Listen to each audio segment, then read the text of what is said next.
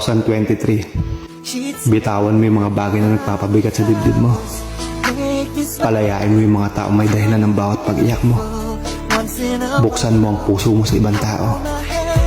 You deserve better. Tandaan mo, laging may dahilan para magpatuloy ka. Kaya sa bagong taon, sundin mo ang puso't isip mo at gawin yung mga bagay kung saan ka magiging masaya.